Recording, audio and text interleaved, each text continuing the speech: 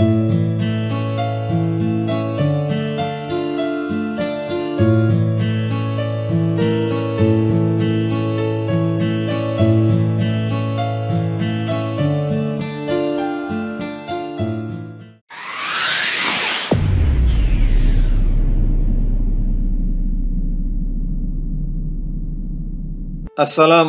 warahmatullahi wabarakatuh. Selamat berjumpa lagi dengan serial Silsilah Nabi-Nabi di TV Peradaban.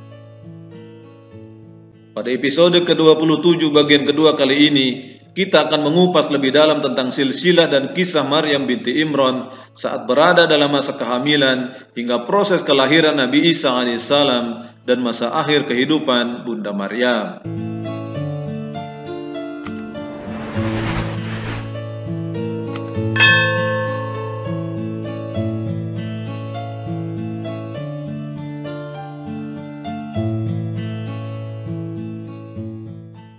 Masa kehamilan Bunda Maryam. Tentang masa kehamilan Maryam binti Imran, dalam surat Maryam ayat 22 Allah berfirman, "Maka dia Maryam mengandung, lalu dia mengasingkan diri dengan kandungannya itu ke tempat yang jauh." Seorang ulama salaf yaitu Wahab bin Munabih menyebutkan bahwa saat tanda-tanda kehamilan pada Maryam bin Imran mulai terlihat, orang pertama yang menyadari hal itu adalah seorang lelaki ahli ibadah dari Bani Israel yang bernama Yusuf bin Yaqub An-Najjar, sepupu Maryam.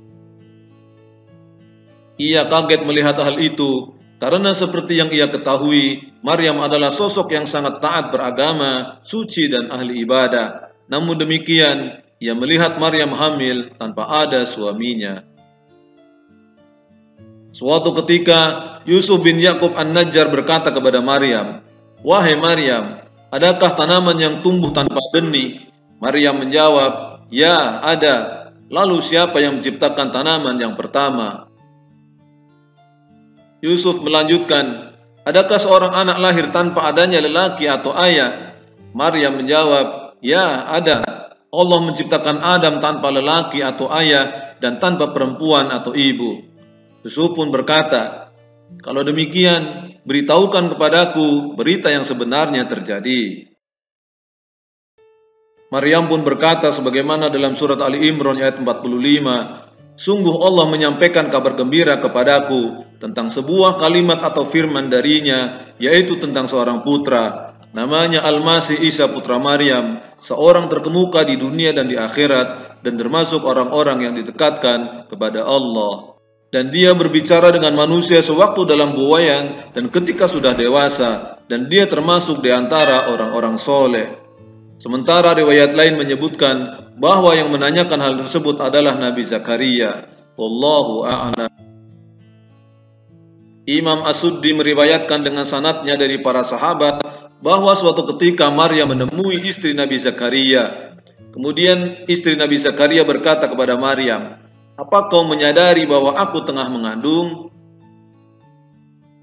Maryam menyahut, "Apa kau juga merasakan bahwa aku sedang hamil?" Istri Nabi Zakaria lalu memeluk Maryam dan berkata, "Sungguh aku bermimpi, anak yang ada dalam perutku sujud pada anak yang ada dalam perutmu." Diriwayatkan dari Imam Mujahid, ia berkata, Maryam berkata, "Saat aku menyepi seorang diri, ia, yaitu Isa yang ada dalam kandungan berbicara kepadaku, dan saat aku bersama dengan orang-orang, ia bertasbih di perutku." Bunda Maryam mengasingkan diri. Ibnu Ishaq menuturkan, berita kehamilan Maryam menyebar di kalangan Bani Israel, hingga belum pernah ada omongan yang menimpa suatu keluarga pun melebihi omongan terhadap keluarga Zakaria. Ibnu Ishaq melanjutkan, sebagian kalangan zindik menuduh Maryam berbuat nista dengan Yusuf yang mengasingkan diri untuk beribadah di masjid bersamanya. Berita tentang Maryam kian santer terdengar, ia kemudian menjauhkan diri ke tempat yang jauh. Alkitab menyebutkan bahwa Maryam melahirkan putranya yaitu Isa di Bethlehem saat masa kekuasaan Kaisar Romawi Augustus, dan Palestina dipimpin Raja Herodes Agung, penguasa bawahan Romawi. Para sarjana berpendapat bahwa Isa lahir antara tahun 6 sampai 4 sebelum Masehi. Dalam surat Maryam ayat 23 Al-Quran menjelaskan bahwa saat merasa sakit karena melahirkan, Maryam bersandar pada pohon kurma dan berujar, "Wahai, betapa baiknya aku mati sebelum ini, dan aku menjadi seorang yang tidak diperhatikan dan dilupakan." Dalam kitab Qasasul Anbiya disebutkan, menurut hadis riwayat An-Nasa'i dengan sanad dari Anas secara marfu, juga dari Baihaqi dengan sanad yang sahih dari Shaddad bin Aus, bahwa tempat tersebut adalah Bait Al-Lahm atau Bethlehem. Kemudian ada yang menyeru Maryam dari tempat yang rendah, mengatakan agar dia tidak bersedih dan Allah telah menjadikan anak sungai mengalir di bawahnya. Maryam juga diminta menggoyang-goyangkan pangkal pohon kurma supaya buah kurma akan jatuh pada Maryam.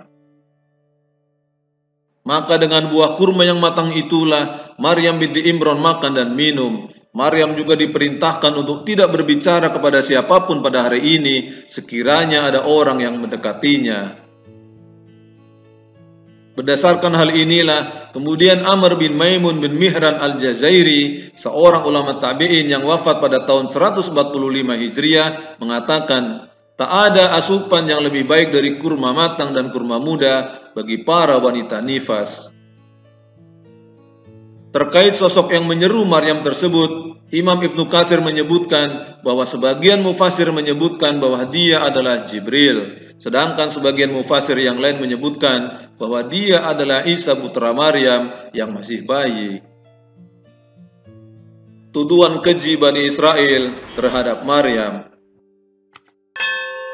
diterangkan dalam Al-Quran surat Maryam ayat 27 bahwa saat Maryam kembali dengan menggendong Isa, kaumnya mencelanya, menyatakan bahwa dia telah melakukan sesuatu yang sangat mungkar.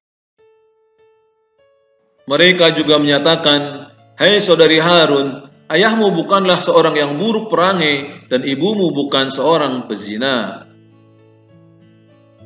Di antara orang-orang munafik dari kalangan Yahudi Bani Israel, ada yang menuduh bahwa Maryam telah berbuat nista atau zina dengan saudara sepupunya, yaitu Yusuf bin Ya'qub An-Najjar. Suasana sangat genting dan kaum Bani Israel yang mencecarnya dengan penuh curiga tidak mudah menerima penjelasan Maryam. Maka Maryam tidak menjawab cercaan mereka dan memberi isyarat kepada bayinya. Kaumnya terheran-heran karena diminta bicara dengan seorang bayi. Namun Isa yang masih bayi berbicara pada mereka, menjelaskan bahwa dirinya adalah hamba Allah yang diangkat sebagai nabi, dianugerahi kitab, dan diberkahi oleh Allah. Terdapat beberapa pendapat mengenai makna saudari Harun. Sebagian menyatakan bahwa Harun di sini adalah Nabi Harun, saudara Musa. Lantaran kesalehannya, Maryam disandingkan dengan Harun.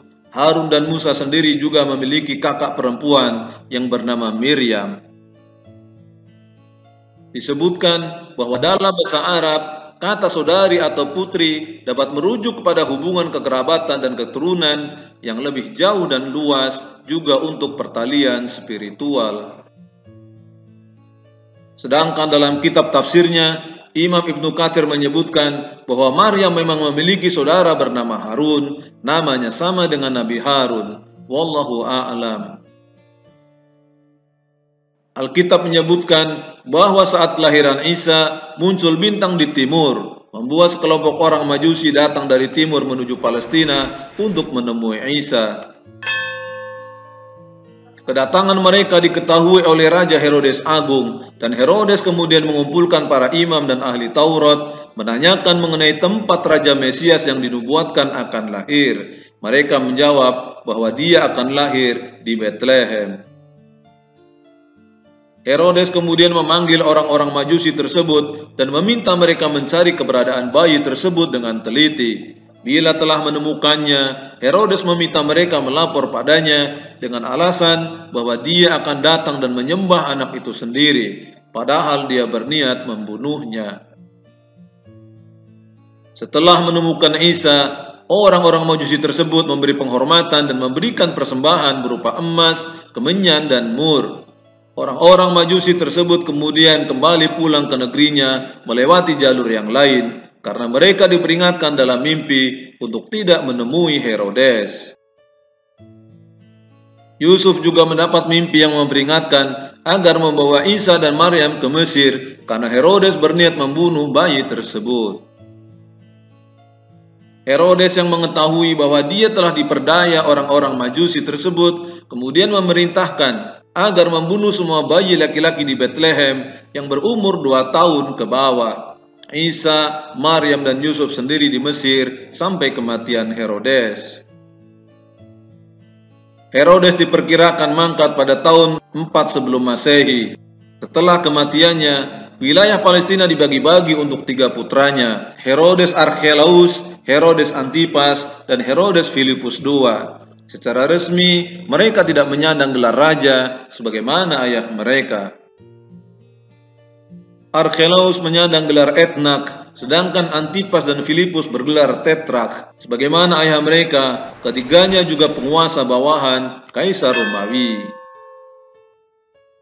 Alkitab menyebutkan bahwa Isa, Maryam, dan Yusuf kembali lagi ke Palestina setelah Herodes Agung mangkat. Namun mereka tidak kembali ke Bethlehem karena kawasan tersebut masuk dalam wilayah kekuasaan Herodes Archelaus.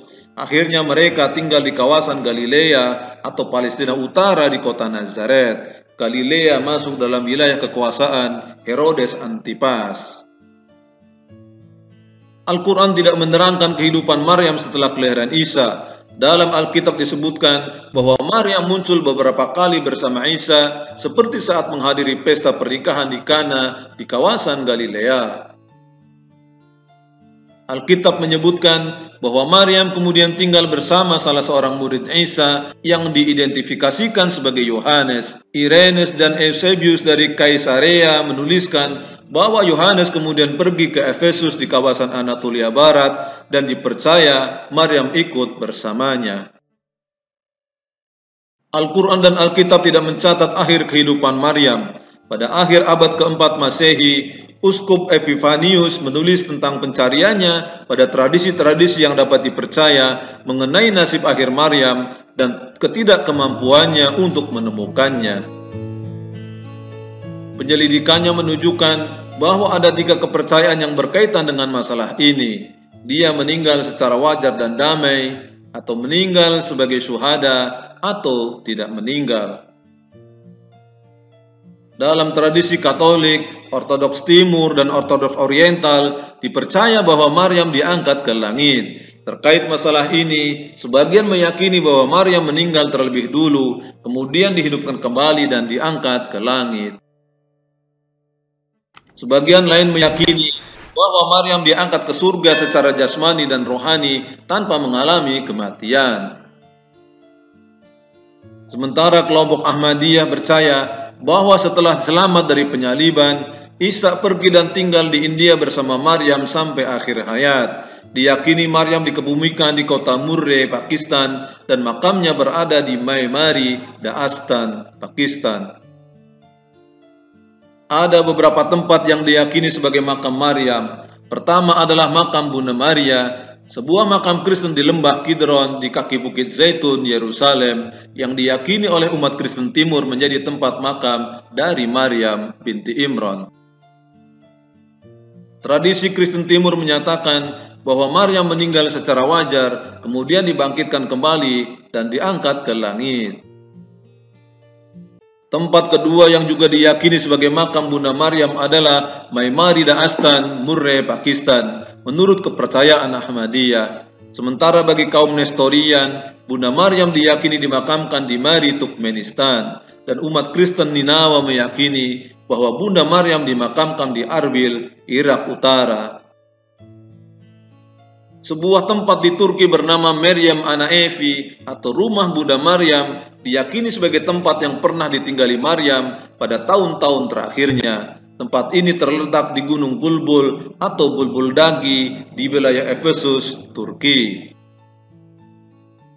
Penetapan tempat ini menjadi rumah Maryam didasarkan atas penglihatan yang dialami seorang biarawati dari Jerman, Anna Katarina Emmerich. Rumah ini digunakan sebagai biara Katolik.